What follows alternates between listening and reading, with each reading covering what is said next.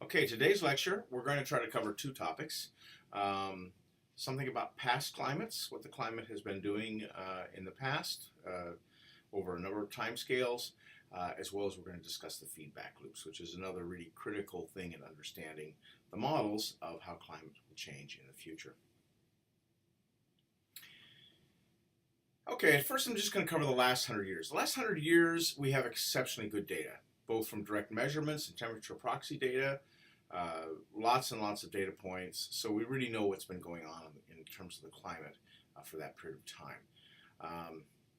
The main claims for the last 100 years, and I'm really talking about the beginning of the 20th century, temperature increased by about 0.6 degrees Celsius during that century, and temperature increased by about 0.76 degrees Celsius if we go back to 1850, which a lot of people start the clock there because that's the beginning of the Industrial Revolution, where we really started burning a lot of coal in our factories and in heating our homes. The temperature is warmer now than it has been in the last 1,000 years.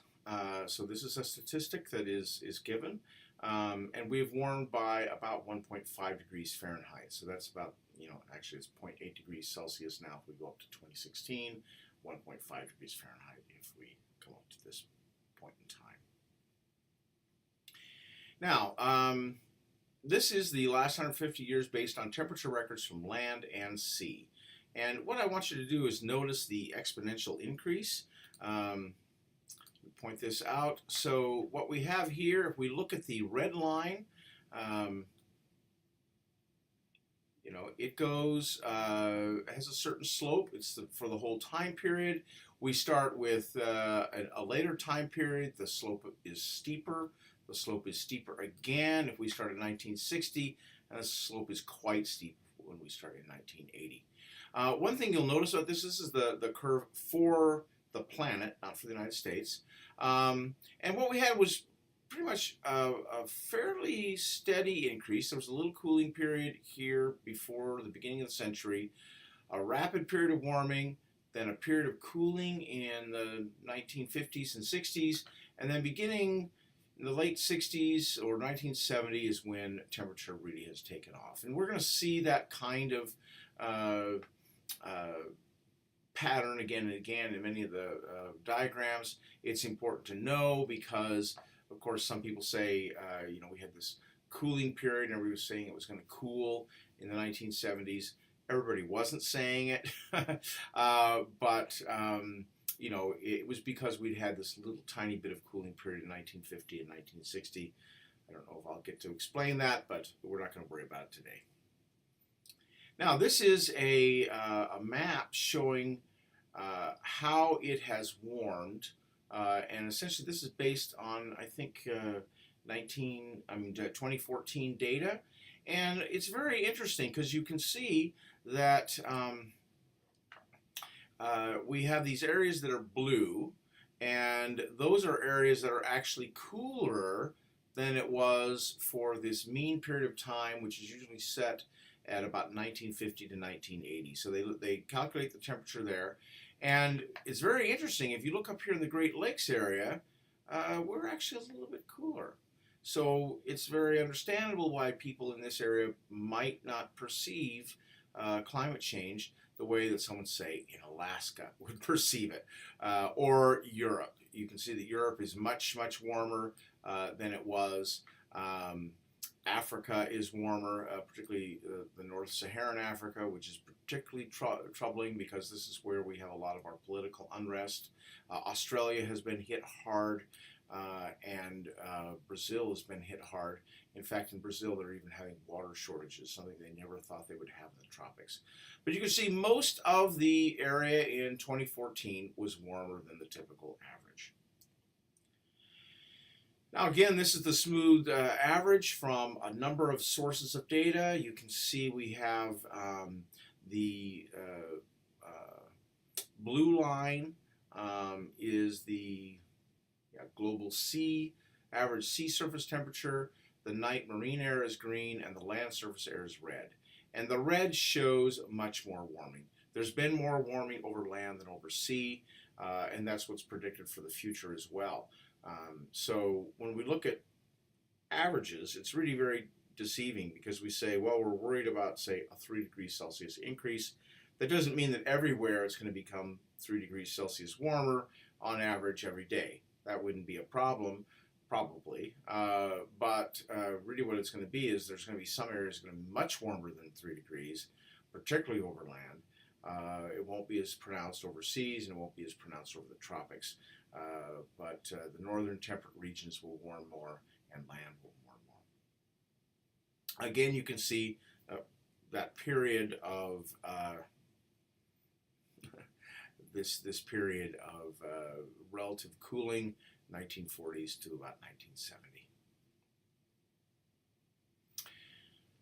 Now, this is kind of interesting. Tropospheric warming has been accompanied by stratospheric cooling, and I think I've talked about this a little bit last lecture. There's been also a consequent rise in the elevation of the tropopause. So the tropopause is actually raised in elevation, and this is actually a critical piece of evidence that the warming we've experienced the last 100 years is anthropogenic. Let me explain why. So this is a very important point. Please take a note. You can see the lower stratosphere is cooling, whereas the troposphere is warming. We live in the troposphere, okay? And so what happens there is what's important to us. But up in the stratosphere, it's cooling. And the reason it's cool, remember we talked about I talked about how there are these radiative forcings. And if the sun were brighter, if the cause of global warming was somehow related to solar radiation, then the stratosphere would warm because it would be due to solar radiation coming down from above. However, if it's because the troposphere is trapping the heat because there's more greenhouse gases, that would cool the lower stratosphere. If we had more radiation, it would go through the stratosphere, hit the Earth, and then come back and hit the stratosphere on the way out and warm it. So either way we look at it, whether we're thinking of it trapping the radiation as it comes through or trapping it as it goes back, the reason the stratosphere is cooling while the troposphere is warming is because the troposphere is trapping the heat that would normally heat the lower stratosphere. It can't be sunlight. It can't be radiation. It can't be cosmic rays. Can't be natural variation. It can only be that there has been an increase in the greenhouse gases trapping the heat in the lower atmosphere. Very important point that says it's anthropogenic, not the sun. Now, global mean temperature, as I said, has increased by about 0.8 degrees C or 1.5 degrees Fahrenheit since 1850. It's happened more over land than water, more at the poles than at the equator. It's actually almost up to 4 degrees Fahrenheit in Alaska. Another thing that has happened that we can measure is that the diurnal surface temperature has decreased. Now, what the diurnal surface temperature is what is the difference between the coldest it gets during the day and the warmest. So it's kind of a range from how cold it is at night and how warm it is in the day. This is another really important thing that tells us it's greenhouse gases, not solar radiation. What is happening to give this is we're finding that the nights are not cooling. So the minimum temperature at night has increased over the 100 years. But the maximum temperature in the day hasn't increased by that as much. So essentially the difference between how cool it gets at night and how warm it gets in the day is much reduced. Now this is important because it means that what's happening is during the day the sun's shining down, we're getting this radiation. There's also some radiation back into space as the planet warms, but at night that radiation, because the ground is warmer than it's radiating heat, and that heat's being trapped by the greenhouse gases, and that's why the nighttime temperatures do not cool as much, and so this diurnal surface temperature decreasing is a real sign that it's greenhouse gas-based warming. Hot days and heat index have increased. The heat index is sort of a combination of the heat and the humidity. It's how hot it feels. And hot days, they actually measure these as number of days, and I don't know what the temperature is, but essentially it's a temperature that can cause heat stroke and problems in humans. So if we look at the number of hot days or the number or the heat index, both of those have increased. Cold frost days have decreased.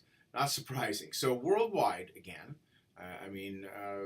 what we've seen is the number of days in which we have severe cold or severe frost have decreased in the last 100 years.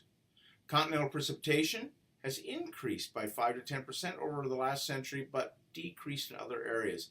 And when we talk about the actual effects in the regions of North America, because this is what the focus of this class is going to be, what we'll see is the Southwest has been drier, drought increased at the bottom of the list, whereas Ohio has actually become wetter. We have actually been getting more water in this part of the country, and that's the prediction for the future. So actually, our having the Great Lakes is going to become even more tempting to other states to grab that water as time progresses, because we will have water and they will not. Heavy precipitation events have increased. So this means just severe storms, heavy storms, and of course what often comes with heavy precipitation events is flooding. So both flooding and heavy precipitation events have increased over the last 100 years in a significant way.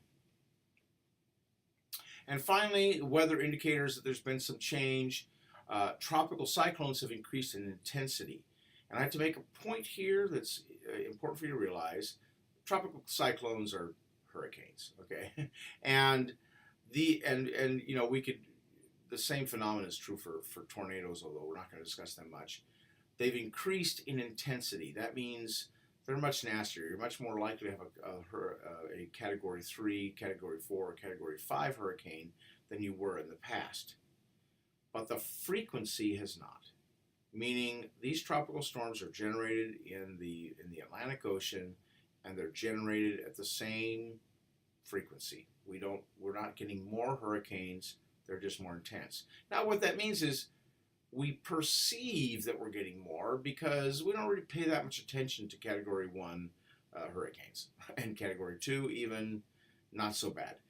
When a hurricane hits Category 3, it's going to do some damage. And so we perceive an increase in frequency, but really all we're seeing is an increase in intensity of these hurricanes. And that's an important point to note, because skeptics will often say, hurricanes have not increased in frequency. Well, yeah, no scientist is saying that they have. Extratropical storms have increased as well. So these are storms that are outside of the tropics. And the most classic example of this is Sandy, which devastated New York and New Jersey. And so the incidence of these have increased. We've had storms in the southern hemisphere, which we've never experienced before. So we've been having this increase in intensity of these storms. Now those are all weather indicators, meaning what's been happening to the weather. It's been getting warmer, okay? There's less difference, the diurnal temperature, all of those things are precipitation, all of that is weather. But there are also some physical indicators that climate change has been happening. So these are not weather, they're things that we see in the physical environment. So first of these, and most disturbing, is probably the global mean sea level has risen steadily. And in fact, what's happening is the global mean sea level is rising at an increasing rate every year. So it was rising back in 1900 by a few millimeters a year, and that rate has gone up. And this is due to both two things. First, there is ice melt, so glaciers are melting, ice caps are melting. That's some water that comes in. But probably a more important effect is that as the ocean water warms in tropical areas or any areas, it expands. And if you have that much water in the ocean and it's expanding, it actually raises the sea level, more quickly than the ice melt. So sea level is not just dependent upon ice melt. It's dependent upon how warm the water is. Now, the duration of ice cover on lakes is less, so we find that on lakes and rivers in polar and subpolar areas, we've lost that ice cover by about 2 weeks a year. So there's about 2 weeks less ice cover on average. Arctic sea ice is thinned and is smaller, meaning it has a much smaller extent, much less aerial coverage. And this is very disturbing, and people have noticed it. So a lot of attention has been paid to it. We look at the poor polar bears who no longer have sea ice around the margins of the continents where they can hunt. But this is what it is. The Arctic sea ice is reduced. Global mean sea level has risen steadily. I think we've covered this, sorry. So nonpolar glaciers are in retreat, meaning the glaciers in the Andes, the glaciers in Africa, in very high mountain regions. There's also glaciers in New Zealand, glaciers in Europe. These mountain glaciers are rapidly thinning and disappearing. Snow cover is decreased by 10% according to satellite data. So meaning we've only had satellite data for about 35 years, maybe a little bit longer, and we can see that the snow cover, that's a very good way to calculate snow cover, it's decreased by 10% in that 30-year period. And the permafrost is thawed and degraded. So this is the soil in the Arctic and in some mountain regions. It's not very common in mountain regions, but some. And this soil is permanently frozen, and it's very organic, and it keeps the organic matter from decomposing. Well, the permafrost is thawing, and now it's releasing large amounts of CO2 and large amounts of methane, and we're very, very concerned by it. Then there are biological indicators. So there's signs that, the biological organisms are also responding to climate change. One of these changes is that the growing season lengthened 1 to 4 days per decade in the last 50 years. And in fact, I don't know if any of you are gardeners or your parents are gardeners, but the USDA puts out this zone. So I think we used to be in zone 5, and now we're in zone 6, meaning it's warmer here than it used to be. So that means the last frost day is earlier, and so you can plant your lettuce and tomatoes earlier than it used to be. And the USDA has actually said it's official, plant earlier in this region of the country, and actually lots of regions. Plant and animal ranges have shifted poleward and upward in elevation. So in terms of plants, these plants are extending their ranges and moving north. Animals are probably something we notice more because migratory birds, have moved, and the animals can move faster than the plants can. But the range where something can occur is poleward and upward in elevation. The time when things breed has changed. So plants flower earlier, birds migrate earlier, and have their young earlier. So this is all happening, and the problem with it is these are not all matched up. So often birds migrate, their historical migration patterns, where they would get to an area and then the insects would emerge because the insects were going to pollinate the flowers, which had come in, and the birds would eat the insects. And all of this timing has been messed up. And so, insects are harmed, birds are harmed, and even some plants, which sort of had their timing such that they could escape predation from insects, they're harmed. So everything's kind of a mess in the polar and subpolar areas because of these changes. And coral reefs are bleaching due to heat. This is a severe problem. We're estimated to have lost maybe as much as a third of our coral reefs in the last 100 years. It's extremely alarming because coral reefs are the places where fish have their nurseries, and so they go there to breed. The small fish grow up in the coral reef where there's lots of protection, lots of cover, and then move out into the ocean. And so if we lose our coral reefs, we're going to lose our fisheries. That's what it boils down to. Now this is just showing the increase in sea level, about 200 millimeters over 130 years, which seems like, if you'd said, okay, that's 200 millimeters. That's about this much. Okay, it doesn't seem like a big deal, but what's happening is the degree of melting of rise is going up. So you can see in this curve that it's steeper at the end than it is in the beginning, and we are seeing now a real increase in the rate of sea level rise. It's still not going to rise like any kind of Hollywood movie would have it rise. Okay, so we are anticipating with the increases maybe 2 meters in sea level rise by the year 2100. In Ohio, you're going to be fine. Okay, but 2 meters is actually pretty bad. 2 meters, you'll lose all of the delta regions of the major rivers of the world. So, Bangladesh will be flooded. New Orleans will be gone. The Yellow Sea, the Yellow River in China will its whole wetland area, delta area is going to be flooded.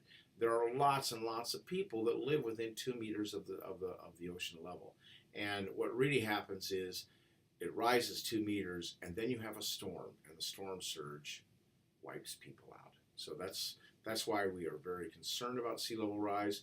2 meters is actually enough to bury some atoll islands, and a lot of island peoples are going to be moving because they either move or drown.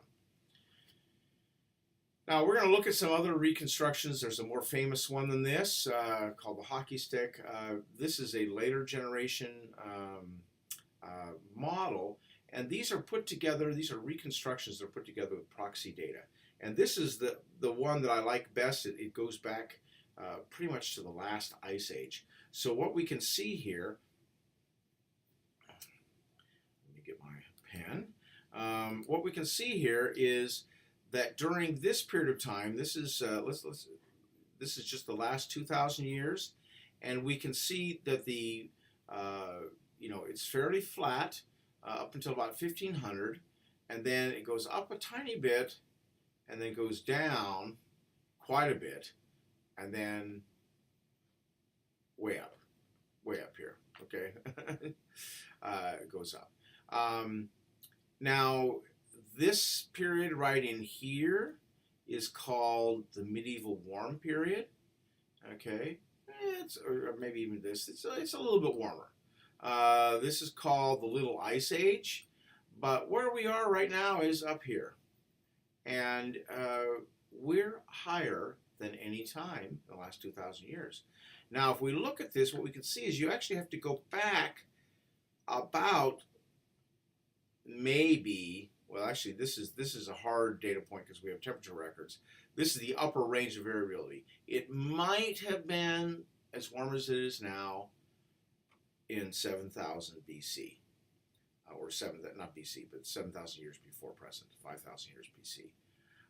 That's not that encouraging. If you're warmer than at any time in the last 5,000 years, and if that warming only took 100 years, okay, we went from really the very bottom of our range to the very top of the range in 150 years, that causes a deep level of concern because we don't know where it's going to stop. Okay, and so this is a matter of concern. The last ice age ended here, and actually this curve coming out is the planet coming out of the last ice age. So it was actually quite a bit colder than it is now. It came up, was stable through this period of time, and then had the long, slow decline. So we can say if we have a data record that goes back 11,000 years, that we have seen no warming in 11,000 years that is this rapid or this much as what we've experienced the last 150 years, i.e., the warming is not natural. It's unprecedented. Now, I mentioned Milutin Milankovic last lecture, the Serbian civil engineer who put forward the hypothesis that explained the retreat, advance of the ice ages. This was published in 1941. I'll give you a little more detail on this guy. He was Serbian, and he was detained in World War I. The Germans, he was, I don't know if it was house arrest, but he couldn't leave his city. And he decided he would solve the ice ages. That way, he was very interested in that. And he looked at solar cycles and figured it out. He figured out that the ice ages were due to some long-term solar cycles. Pretty amazing work. And he published it.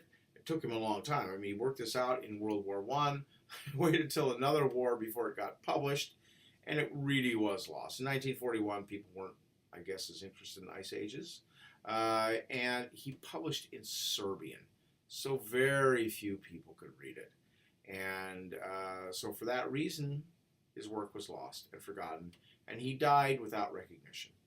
In 1969, oceanographers found the empirical evidence in deep ocean sediments that confirmed his hypothesis. They had all these deep cores, and they looked at them, and they could see the cycles of the ice ages and their timing very exactly, and they found that they fit the pattern that he hypothesized precisely. And so he really did explain this, and I think it's a really interesting story because, he was such a brilliant man and not recognized. He is on a postage stamp now from Serbia. But now, what caused the ice ages? So here's the main point. The greater the difference in seasons, the warmer it will be. So if you have hot summers and cold winters, the planet will be warmer, and you'll be in an interglacial. And that's what we have right now. When summers are cool and winters are a little bit warmer, the ice accumulates. And there's two things that operate here. What happens is you have a slightly warmer winter. You're actually going to get more snow if it's just slightly warmer than if you had a frigid winter. So up in the high Arctic, you don't get that much snow because the air is too dry. But you get humid air and snow. That's when you really accumulate snow. So a little bit milder winter will deliver more snow, and then the summer is cool and it won't melt it. And that's when glaciers grow. And so that's what drives these ice ages. And the first of these patterns is called eccentricity. So the eccentricity cycle is on a cycle of about 100,000 years. And what you can see here, they've greatly exaggerated it. The orbit of the Earth has a slight irregularity in its shape. It's not strictly spherical, and it's not strictly centered around the sun. So sometimes it's a little bit closer to the sun, and sometimes it's a little bit further from the sun. It turns out it's closest in January, and it's furthest in July. This is a very important cycle because if you get higher eccentricity, you're going to have milder winters and cooler summers, and you're going to go into an ice age. Okay? Now the next of these cycles is obliquity or axial tilt. So the Earth's tilt actually changes over time, and seasons are much more intense with greater tilt. So the greater the tilt, the more likely you'll be in an interglacial. The less the tilt, the more likely you'll have less difference in your seasons and you'll be in a glacial period. This is a 41,000 year cycle, okay? And we are actually in a period where the minimum in this cycle will be hit in about 10,000 AD.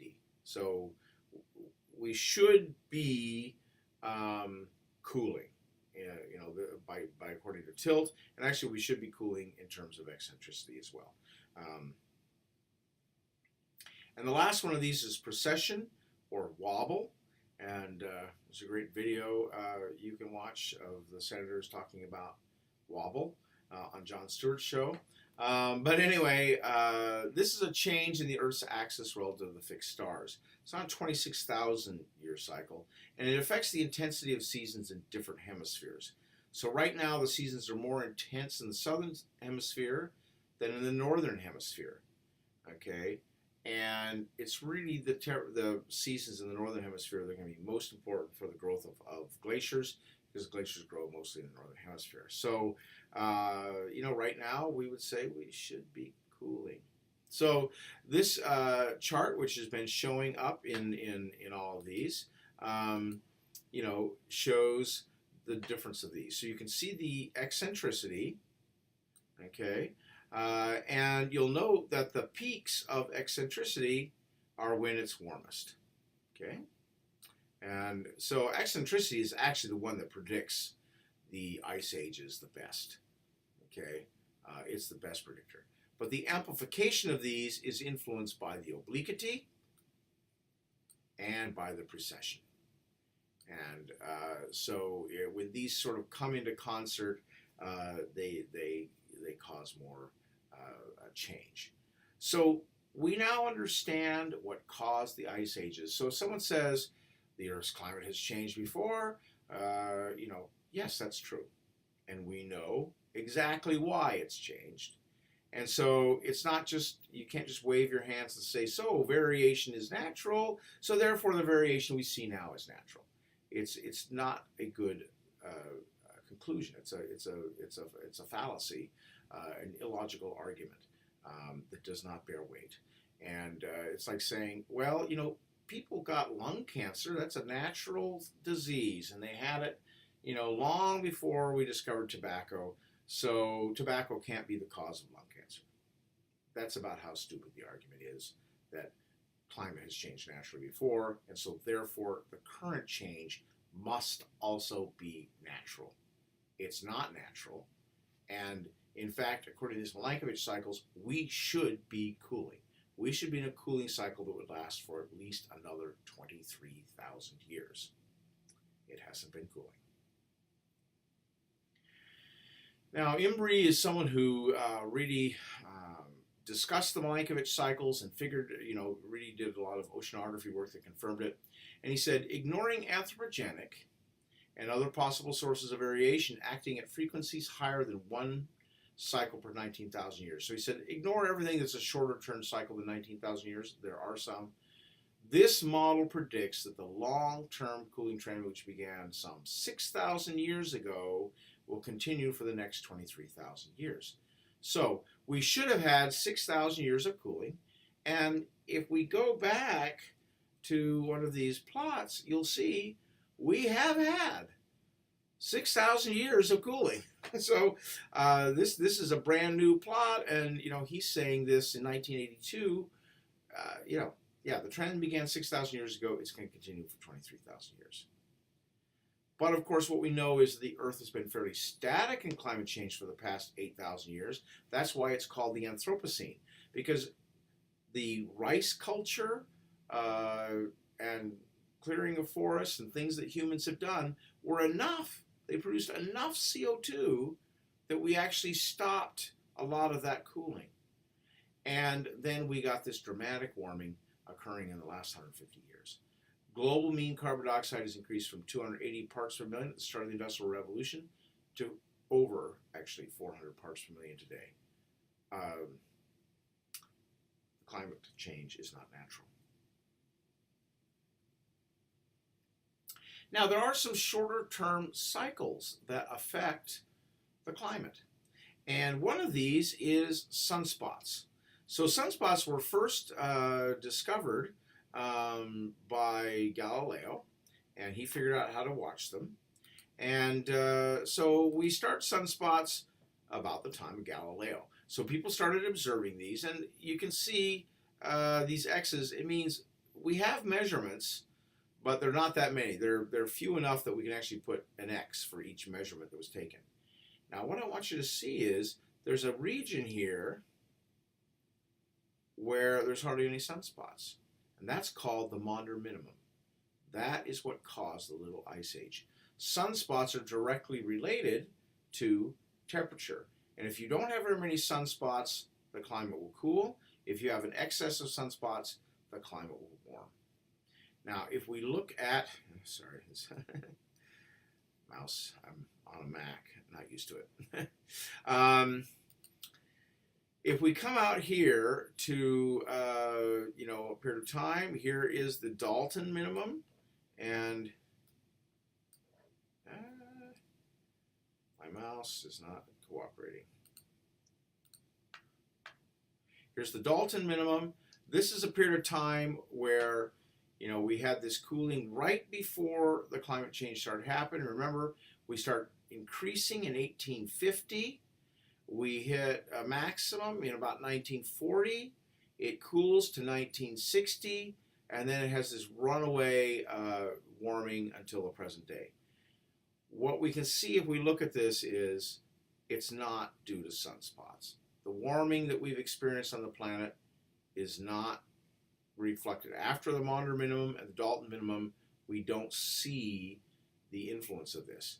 The actual maximum in sunspots was a little bit after 1950, and that's when we had the most rapid cooling.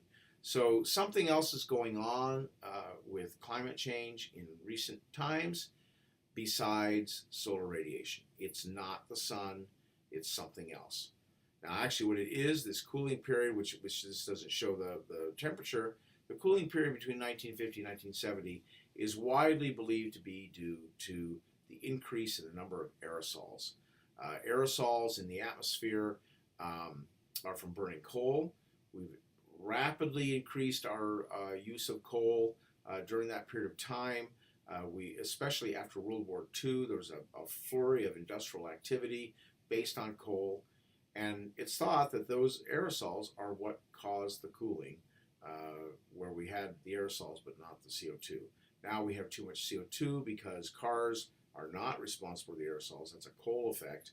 And we've also put scrubbers on our coal-fired plants because we had this problem of acid rain that we didn't like. So we corrected the problem of the aerosols in the United States and other industrialized countries, and we lost the cooling effect from those aerosols. And so we've had this rapid warming. Kind of complicated. Now, we've been looking at the last 100 years, okay? And for a brief period of time, I looked at the last 11,000 years. But what happens if we go way back?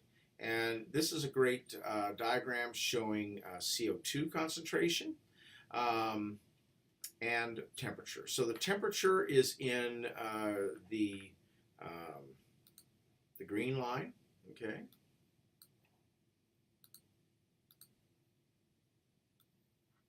Okay, so the dark green is temperature, the light green is CO2. And what we'll see is this goes back to the Ice Age. And so this is a period of time right here, was the last interglacial. And then, temperature abruptly rose. We came out of the Ice Age. CO2 abruptly rose as we came out of the Ice Age. But all of this time, and actually we have about 1 million years or 800,000 years of CO2 record. And we know that over the last 800,000 years, we haven't gotten above 300 parts per million CO2. And if you look at this, the slope of the climate, of the mean temperature, and the CO2 is remarkably similar. Okay, now we came out of the last ice age here. So this was a long ice age. We came out of the Ice Age, and relatively recently. So ice was covering Cleveland as recent as about 16,000 years ago. And we came out. And what you can see is the slope of the CO2 line after we started burning coal is pretty much vertical. And the temperature hasn't caught up. So fortunately, the temperature's not up here, but it gives one pause when you see this kind of a pattern, and you see this happen, and you see a little uptick here. There's probably much more warming to come. Now, this is where CO2 is now, and actually we have to draw a line. This is actually where it is, okay? And optimists say the lowest possible level at which we could stabilize by is 450, okay? This is the doubling rate, so this is what Svante Arrhenius was worried about, or not worried about, hoping for. This is where we get 4 to 5 degrees Celsius of warming. And then if we don't do anything about CO2, and actually I'm now feeling like I think we're going to do something. There's evidence of some movement forward. It's happened just this year, or a couple of years ago with the agreements between China, India, and the United States finally coming on board and making promises. If we get up here, we're totally hosed. Okay. Actually, if we get here, we're probably in trouble. If we can stabilize it down here somewhere, that would be great. But like I said, that's the most optimistic thing we can hope for. We're going up about 2 to 3 parts per million per year. We're going to hit this level, most people predict, during this century. Now we're going to go back and we're looking at older record. This is a 600,000 year record, so this is a core. So what people do is they take an ice core that goes into the ice in either Greenland or in the Arctic, and then they look at the various gases. So they can look at CO2, which is a proxy of what CO2 is doing. Methane is also a greenhouse gas. And then they can use deuterium and, benthic delta 18 of oxygen. So essentially we're looking at the isotope ratios of oxygen and hydrogen, and they are proxies for temperature. And so what we see is temperature and carbon dioxide track each other. Now, in the past, it wasn't carbon dioxide that ended the ice ages. What happened was, in the ice ages, as it warmed, we got released some more CO2. And as it cooled, we tied up CO2. CO2 is dependent upon temperature, not temperature dependent on CO2. Now we're driving CO2 up. And what this means is the temperature will almost surely follow. Because the reason the CO2 rose and fell with temperature in the past was because of the positive feedback mechanism. So we're going to look at the positive feedbacks here in a minute, but that's a real problem, is the feedbacks. So this shows that naturally we've had feedbacks in the past, and they have worked. And they take time, they're slow, they build each other, but to say, well, because the feedbacks haven't kicked in 100 years, we're safe, is a delusional kind of standpoint. The feedbacks are what really scare scientists. Finally, if we look at temperature for more than 1 million years, the Earth has experienced temperatures and carbon dioxide levels considerably higher than present. These have often been associated with extinction events and were likely in response to release of methane clathrates. And we'll talk about these methane clathrates in the future. This is essentially methane that's frozen in a sediment and stays frozen because of pressure and very cold temperatures. These changes that occurred in the past due to carbon dioxide and methane and other things occurred more slowly than the present warming, but they were devastating. They're called extinction events. And we are now in the 6th mass extinction. It's not just climate change, it's other things too. We are losing species at the same rate, or actually faster, than we lost them at the end Permian extinction, which was the granddaddy of all extinction events. This is the thing that causes biologists the most concern looking forward. If you were to ask me, what are you most worried about? I would say I'm worried about all the species going extinct, because it's permanent. Species go extinct, they're not coming back. They don't evolve and come back. If we lose them, they'll be gone. And it's very hard to know how the Earth is going to function with 1/10 of its species that we have in the present day.